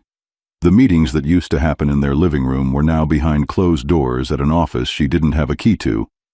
She stopped getting copied on emails. She stopped being asked for her opinion. And when she asked about her role, what it would look like going forward, Robert smiled and said, "You're good at keeping things stable. Let me focus on growth." And so she did what she always did. She kept things stable, until the stability cracked. And then, the envelope arrived. Thick, official, delivered by a man who didn't look her in the eye. The courtroom didn't look like much. Brooklyn Family Court, second floor. A place where names were reduced to docket numbers and marriages became paperwork waiting to be processed. The walls were painted the color of old paper, and the fluorescent lights above buzzed with a quiet hum, like something unresolved. It was summer, but the room felt cold. Robert entered first. Tailored navy suit, polished shoes. That same cologne Karen had bought him one Christmas still hung in the air, too sweet now, too familiar. He walked like a man arriving to finalize a business transaction, not a divorce. His attorney, Martin Levin, followed behind, gray suit, smug confidence, briefcase worn from years of courtroom victories. Karen sat across the room with Tamika Monroe, her lawyer, and her lifeline. Dressed simply, no flash, just quiet strength. Her palms rested on her lap, fingers interlocked to hide the shaking. She didn't look at Robert, not once, but she could feel his eyes on her, searching for weakness, waiting for a reaction that never came. The bailiff called the case. "Fields versus Fields." Judge Whitaker stepped in shortly after, robes heavy, expression unreadable. He looked like a man who had seen it all and was tired of seeing it again. He didn't smile, didn't nod, just scanned the room like a chess player studying the board before the first move. Martin Levin stood first. "Your Honor," he began, his voice confident, controlled, too smooth. "We're here to finalize the dissolution of marriage between my client, Mr. Robert Fields, and the respondent, Mrs. Karen Fields. There is a prenuptial agreement signed by both parties, which clearly outlines division of property and assets. We request enforcement of its terms, which award all current and future holdings to Mr. Fields, in accordance with the agreement." Karen felt her throat tighten, but Tamika's hand briefly touched her elbow. A quiet reminder. "You're not alone." Tamika rose, slow and precise. "Your Honor," she said, voice steady, "we are challenging the validity of this prenuptial agreement. We assert that the document presented today was never legally executed. It lacks a witness signature, it lacks notarization, and, most critically, we have confirmation from the county clerk's office that this agreement was never filed. Not at the time of marriage, not afterward. Legally, it is as enforceable as a grocery list." For a beat, no one moved. Even the bailiff stood a little straighter. Levin smirked, flipping through his folder. "Whether filed or not, the intention is clear. Both parties signed it. Mrs. Fields knew what she was agreeing to." Tamika didn't flinch. "Intent does not override the law, Mr. Levin. The state of New York requires proper execution of prenuptial agreements. No notary, no witness, no filing. That isn't an oversight. That's failure to comply with legal standards." Karen kept her eyes forward. She remembered the day they signed it, at their kitchen table, without a lawyer, without discussion. Robert told her it was routine. "It just keeps things simple," he said. "You trust me, right?" Now that same simplicity had become the crack in his armor. Judge Whitaker didn't respond immediately. He didn't ask for clarification. He didn't argue. Instead, he reached for the document, lifted it in one hand, brought it closer to his face, and held it up to the light. He didn't say a word. He just held the document up to the light. Karen stood when called, her knees stiff, hands shaking just slightly at her sides. The courtroom seemed larger from where she stood. She adjusted the mic, exhaled, and spoke. At first, her voice was thin, the kind that comes from holding too much in for too long. But as she talked, the words began to take shape. The memories found their rhythm. "When Robert started the company," she said, "we were 2 paychecks away from eviction. I worked mornings at a diner, nights answering phones for a temp agency. I used my savings to buy his domain name. I was the one who found the accountant, who sat with him through the legal paperwork, even if my name wasn't on it. I wasn't behind the scenes. I was the scene." She paused, looked at no one, then continued. "I emailed the first investor. I prepped the materials. I followed up with them until they agreed to meet. I sat at the corner of the table during the pitch, quiet. Not because I had nothing to say, but because Robert asked me to let him take the lead. And when the check cleared, he kissed my forehead and told me, 'We did it.' I believed him." Tamika walked the court through a series of exhibits, each one sharper than the last. First, a chain of emails from 2013, Karen's name in the sender field, direct correspondence with early investors, laying out projections, pitching services, scheduling calls, her tone, confident, informed, essential. Then, a series of photographs, low resolution but damning. Karen standing beside Robert at their first launch party, Karen handing out brochures at a trade show, Karen smiling, exhausted under a Field Solutions banner, her hair pulled back, name badge around her neck. Next, the bank records, multiple transfers from a joint account to business expenses, office supplies, hosting fees, legal filing costs, all from the period before the company had revenue. Before there was even a company bank account. Then came Yvette, Karen's older sister. She sat with her hands folded tightly, voice trembling but firm. "My sister gave up everything for him," Yvette said. "She turned down a scholarship to stay close. She watched over his parents when they were sick. She handled his business and the bills. And when he started pulling away, she thought it was stress. She thought it was a phase, but I saw it. I watched him erase her in real time." Robert shifted uncomfortably in his chair. The smirk was gone. His lawyer scribbled something quickly, but Robert didn't look at it. Then came the defense's rebuttal. The CFO of Field Solutions, a clean-cut man in his 40s, took the stand. "Karen was around early on," he said, "but I never saw her in board meetings. She wasn't on formal correspondence. She wasn't listed as a partner or employee." Tamika nodded slowly, then pulled up Exhibit 27, a printed meeting agenda, dated 2015. On the bottom corner, a list of attendees. Kay Fields was listed, with handwritten comments beside bullet points, her notes, her handwriting, verified by a handwriting analyst, as Tamika gently reminded the court. One by one, Robert's pillars began to crack. His eyes darted across the room. His knee began bouncing again, fast, uncontrolled. And then, Tamika reached into her briefcase one last time.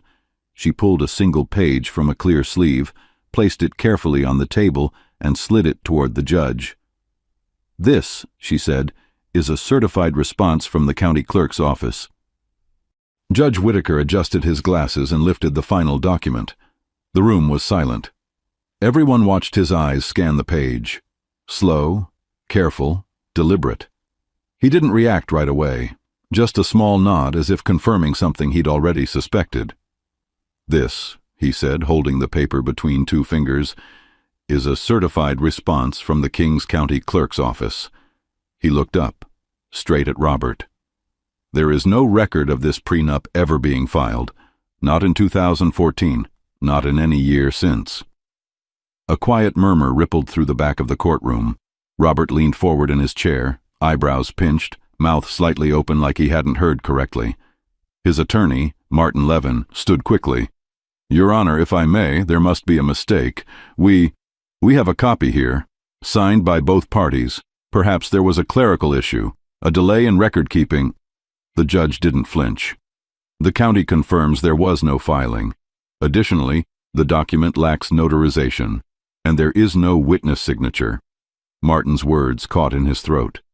"Your Honor, the intent," Judge Whitaker said, cutting him off, "does not excuse failure to comply with the law. A prenuptial agreement is not enforceable without proper execution and filing. That is not a technicality. That is the law." Karen didn't move. She kept her gaze fixed on the judge, refusing to let her shoulders rise or her lips tremble. Robert's foot tapped against the floor now, faster. His fingers tugged at the edge of the table. Then, in a voice too loud for the room, Robert interrupted. "Come on," he snapped. "This isn't fair. She didn't build that company. I did. She handled emails. She supported me. That's it. You can't just—" Judge Whitaker didn't raise his voice. He didn't blink. "Enough." The word was sharp, cold, final. It rang out and lingered in the air like a verdict before the verdict. The silence that followed stretched impossibly long. No one moved, not the clerk, not the bailiff, not the spectators in the back, and certainly not Robert. Because what the judge said next erased every ounce of confidence from Robert's face. Judge Whitaker looked down at the bench, then back up again. His voice didn't rise. It didn't need to. It carried the full weight of authority and consequence. "Based on the evidence presented," he said, "including financial records, testimony, and the failure to execute and file the prenuptial agreement in accordance with New York state law, this court finds in favor of the respondent, Mrs. Karen Fields." He let the words land. There was no reaction, just the kind of silence that follows thunder. The business known as Fields Solutions, along with the marital home and majority of shared assets, shall be awarded to Mrs. Fields. Mr. Fields will retain one vehicle and receive a division of remaining joint savings consistent with equitable distribution. For a long moment, the courtroom didn't move. No whispers, no papers shuffling, no chairs creaking. Robert sat completely still, not blinking, not breathing. The color had drained from his face. The confidence, gone. The calculation behind his eyes, gone. What remained was confusion. Stillness, like someone trying to replay a game they had already lost. Karen let out the faintest exhale. Not relief, not triumph. Just breath. The first full one she'd taken all day. Her hands were no longer clasped together beneath the table. They rested gently now, palms open, steady. The judge signed the final order with slow, deliberate strokes. Then he looked at Karen, directly, not through her, not around her, but at her. "You may be seated, Mrs. Fields," he said. And with that, the gavel dropped. The courtroom emptied slowly. A few quiet murmurs. The soft scrape of chairs being pushed back. Papers gathered. Doors creaked open. But Robert didn't move. He just sat there, staring at the spot on the table where the prenup used to be. The document he thought would guarantee his victory, his safety net, his silence clause. Now it was just paper, invalid, irrelevant. His attorney leaned in and whispered something, but Robert didn't respond. His jaw was tight, his hands motionless on the table. There was no more bargaining to do, no more signatures to trick her into, no more performances to hide behind. Karen stood quietly.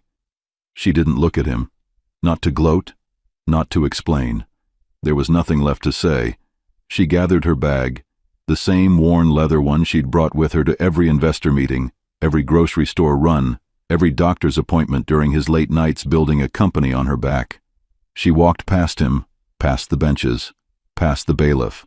Her steps were calm, measured, grounded, out the heavy courtroom doors and into the bright Brooklyn daylight. She didn't cry. She didn't smile. But something had changed. The way her shoulders no longer curled inward. The way her spine aligned itself again. The quiet strength of someone who had once been erased, and who now had it all returned. Sometimes justice doesn't come with flashing lights or headlines. Sometimes it comes with a pen, and a judge who actually reads the fine print, and sometimes it comes with finally being seen. What do you think? Was justice served? Have you ever trusted someone, only to realize they'd written you out of your own story? And if you thought this was shocking, wait until you hear what happened when a hotel maid answered a call in Dutch, and the billionaire owner froze. Subscribe so you don't miss the next one.